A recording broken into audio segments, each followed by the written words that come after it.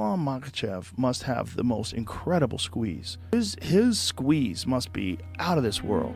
Because you see how quick Charles tapped once he clamped that on him. I mean, poof, that dude is on another level.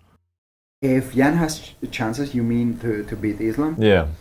It's a fight business. Everyone has chances. Everyone, and especially someone like Ian. Like he's been able to collect a lot of experience during his run in the UFC, and why not? I see him with a lot of chances. Islam's fucking huge. Yeah. He's big, dude. Yeah. When I interview him in the cage afterwards, I'm always like, how? Really? How are you 155? Yeah. How? I know. How? I know. He's thick as fuck. He's got a giant back. Yeah. And when he gets a hold of guys, it's like he's just got this leverage, this grappling squeeze. I remember when he fought Drew Dober. And like when he got Dober down to the ground, I was like, that's a wrap. Yeah. It's a wrap. As soon as he gets on top, and then he starts clamping down and squeezing, and guys are just like, Oliveira was tapping. Like the moment it was on, his striking has leveled up significantly. He's a threat everywhere. I know how good Islam Makhachev is. I know how talented he is. He's 29-1 in the sport. He's a 2-weight division champion. He's the most successful lightweight champion of all time and had the most lightweight defenses of all time. He is the current welterweight champion of the world. He came up a division and won the title. He is tied for the longest consecutive active win streak in UFC history. And if he wins his next fight against me, he will break the record for the longest consecutive wins. And that's the man I get to fight to prove that I'm the best in the world. Sounds to me, though, like all of those things are your energy source. When I beat him, it is undeniable that I am great. I wanted to be a world champion. I wanted to prove I was one of the best in the world. And I have to do that by beating some of the best in the world. So for me, there's no fear. Well, I think his squeeze is just phenomenal. Because if you see the way he tapped Drew Dober too, the same sort of situation, he gets guys on the ground and I think it's just a next level power and squeeze. Some dudes just have next level squeeze and next level like grappling power, and he's developed that his whole life. He's also enormous for 155. He's about as big as you can get and safely make 155 pounds. I've never seen him in person. He's big. He's about 190. He looks to me like he looks to me like a welterweight. His choke must be otherworldly. Yeah. It must be otherworldly. And I said, hey man, I go, his squeeze must, he goes, oh dope. I had him demonstrate a choke on me. And I thought it was gonna be fun. You know, like, show me how you do that. Show me how you do it. He goes, dude, grabbed a hold of me. I was like, oh, this guy's gonna choke me. And that's DC. Yeah, look at him, right? 2-division champion. But look at, crazy, man. The moment he gets to the side, watch this pass, clamps it down. Fast. Oh, they cut it. They cut a little snippet where he passes. Yeah. But it's once he passes. That's Charles just though. taps. Yeah. And he taps like that. Yeah. A monster. Charles is a guy that just changed. Yeah. Like whatever he was before, it's like you got to forget that when you fight him. You're fighting this do or die assassin. Yeah. He's just an assassin. And something shifted and he became the best lightweight in the world. It's the weirdest thing, man. It's got to be just mental. I mean, he said that it was the birth of his daughter. That can do it. That it just was, you know, he was just so committed and driven now. Yeah. And I mean, but like the way he fights too, man, he's so exciting. That he just goes right into the fire, man. Islam fights Ian. Who wins? Of course, I think Makhachev gonna win. Makhachev is a double champ, really good fighter. Ian Garry is the underdog, but I really believe like Ian have a really good skills to beat Makhachev. Who would you prefer to fight? The both would be good. For the legacy, Makhachev is great, you know, just one loss, a lot of winning streak. But for me, by person, I prefer Ian. That lose for me is still a little bit painful, so I think me and Ian, we still have some business to do. Islam's fighting next month against Ian Machado. Garry, who do you got in that fight? I got Islam. How? Submission. Islam right now he's the best, so it's hard to beat him. I gotta rewatch Ian Garry's fight because I don't know him very well. People saying he has a good takedown defense. So I know everything in my division, but I don't know a lot of people in 170. You think Ian is a good choice to test Islam, who will be going for his 17th straight UFC win, trying to break Anderson Silva's record, which he's currently tied with. Oh, wow. Yeah, that's, wow. I I think it's gonna be a good fight. Jan Garry, it's definitely a tough opponent, very good striker. But Islam once again is gonna be his goal gonna be to bring the fight to the ground, and that's I think if he's able to do that, he's gonna have an edge. If Jan Garry is able to keep it on the feet, and Jan gonna have an edge, so it's gonna be interesting. Islam has the edge in terms of skills because he's more well-rounded. He can do it all, and he especially with his grappling, he's got an edge in that department, and I think that's what he's gonna try to go for. Maybe he will eventually go up in the middleweight and try to go the three-weight class club. Garry, Islam Makhachev. Islam Makhachev, too tough for Garry. Garry has a good striking. I think on the striking, Garry make problem for Islam, but Islam has a good timing of takedown. He's gonna take him down and most likely submit round number 3, 4. Yeah. I think from what I've seen with Ian Garry, he's a guy that can get it done. Again, Islam is one of the greatest to ever do it in this game. He's dominant in his field, and now he's at welterweight. Like against JDM, I thought JDM scrambling would give him problems, but nah, it wasn't the case. But with Garry, the fight with Shavkat, he got close at the end as well to finishing Shavkat, but the way he handled Shavkat's grappling, I wouldn't say foreshadow what's gonna happen with that fight, but I haven't actually looked at that fight too much yet, but I'm excited for that fight just because it's like, again, another one of those ones where it's like destiny. A guy like Ian Machado, who's come up, had this dream, been calling it since day dot. He's been saying, I'm the future. John, please, one question for Russian MMA fans. Islam Makhachev versus Ian Garry, what do you think about this fight?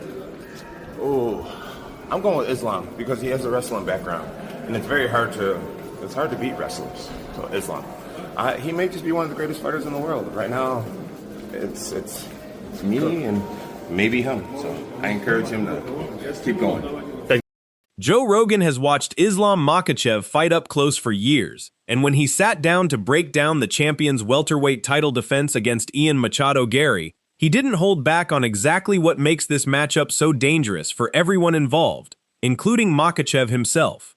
He smothers everybody, Rogan said bluntly, describing Makhachev's grappling in the simplest terms possible. But he wasn't finished there, because in Rogan's view, reducing Makhachev to just a wrestler misses half the picture entirely.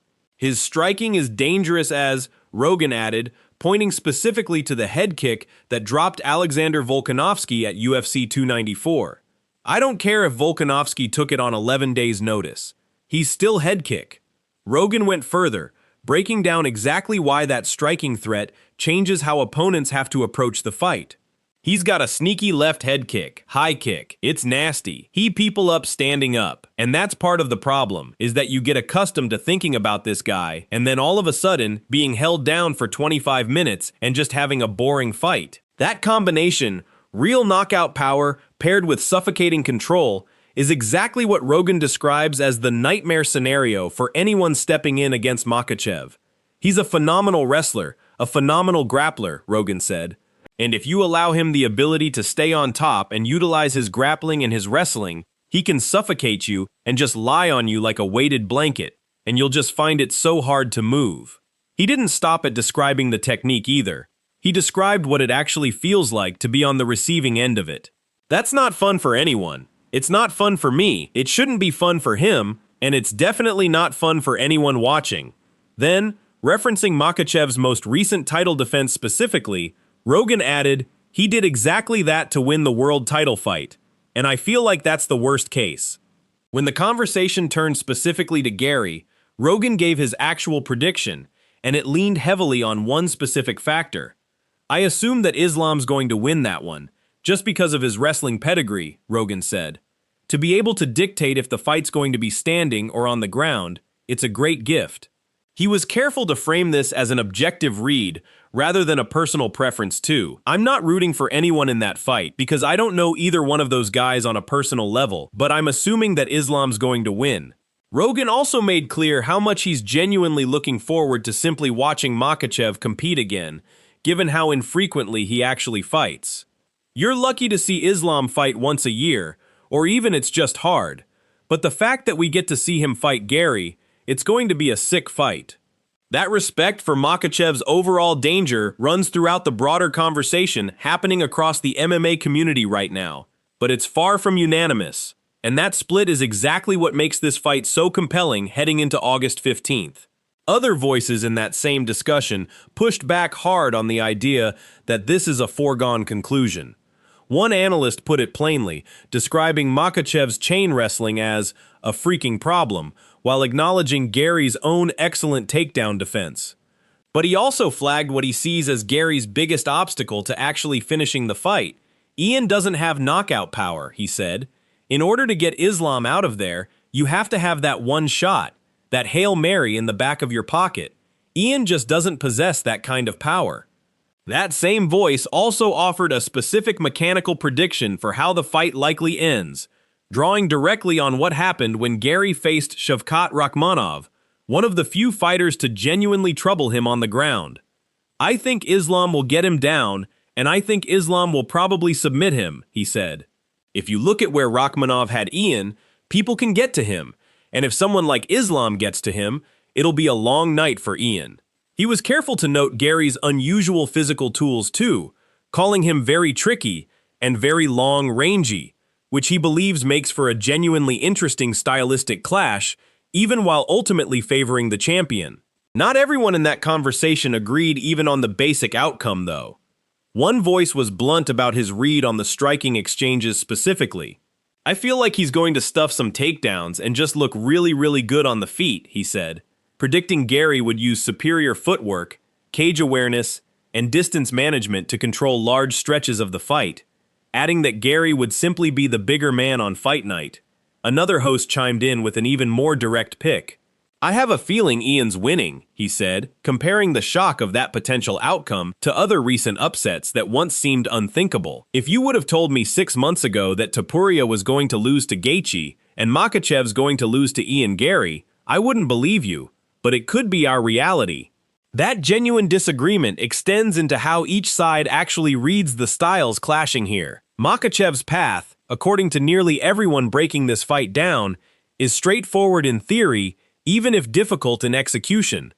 Close distance without taking unnecessary risks. Force clinch exchanges whenever possible.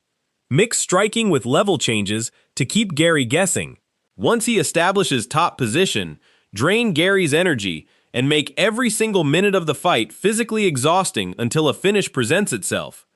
That formula has worked against nearly every opponent Makhachev has faced across his 16-fight winning streak, including opponents with excellent wrestling pedigrees of their own. Garry's path looks almost entirely different, built around discipline rather than aggression. He has to stay mobile, avoid extended grappling exchanges whenever possible, punish Makhachev's entries with clean, accurate strikes, and force resets, rather than letting the fight settle into exactly the kind of grinding pace Makhachev thrives in. If Garry can consistently deny control and win enough of the striking exchanges, the pressure theoretically shifts back onto the champion as the rounds pile up. It's a real path, according to multiple analysts studying this matchup closely, but it requires nearly flawless execution against a fighter who's rarely allowed opponents that kind of consistency. There's also a psychological dimension to this fight that keeps coming up across nearly every breakdown. Makhachev rarely appears rushed inside the octagon, trusting his preparation and sticking to his fundamentals regardless of how a fight is unfolding. Garry, by contrast, has built his entire career on thriving under exactly the kind of spotlight and pressure that might overwhelm other fighters, and he's shown no signs of being intimidated by the magnitude of this specific opportunity. That composure on both sides means neither man is likely to hand the fight away through panic or poor decision-making, which is part of why so many analysts expect this to be a genuinely close, hard-fought contest regardless of who ultimately gets their hand raised. Cardio has emerged as another factor multiple voices keep circling back to. Makhachev has consistently shown he can maintain relentless pressure deep into championship rounds without ever abandoning his core strategy, a trait that separated him from nearly every opponent he's faced. Garry prides himself on a similarly high pace while staying technically sharp throughout a full 5 rounds. If this fight actually reaches the championship rounds, with both men still relatively fresh, every small tactical adjustment becomes magnified, and a single well-timed counter or a single successful takedown could completely reshape how the judges see the fight. What makes all of this genuinely fascinating, rather than just another lopsided title defense, is how divided serious analysts remain despite Makhachev's overwhelming resume. Some believe his grappling eventually overwhelms Garry after several competitive rounds, the same pattern that's defined his championship reign for years. Others believe Garry's movement, range, and striking create enough uncertainty to push Makhachev into genuinely unfamiliar territory for the first time in his career. Very few experienced observers, including Rogan himself, are treating this as an easy night for the champion, even while ultimately picking him to win. So where does that leave things heading into Philadelphia? Rogan's own breakdown lands on Makhachev, built entirely around the singular advantage of wrestling pedigree and the ability to dictate exactly where a fight takes place. But even that pick comes wrapped in genuine respect for what Garry brings into the cage, his range, his composure, and a style built specifically to make closing distance as difficult as possible. Whether that's enough to finally end a 16-fight winning streak is exactly the question the entire sport will get an answer to on August 15th. What's your prediction? Does Makhachev's wrestling pedigree prove decisive the way Rogan expects, or does Garry's range and composure create the kind of upset nobody saw coming? It's genuinely rare to see this much disagreement among people who study this sport closely on a fight involving a champion this dominant, and that alone tells you how seriously the entire MMA community is treating Garry's chances heading into Philadelphia. Drop your pick in the comments, and subscribe for more UFC 330 breakdowns as Fight Week approaches.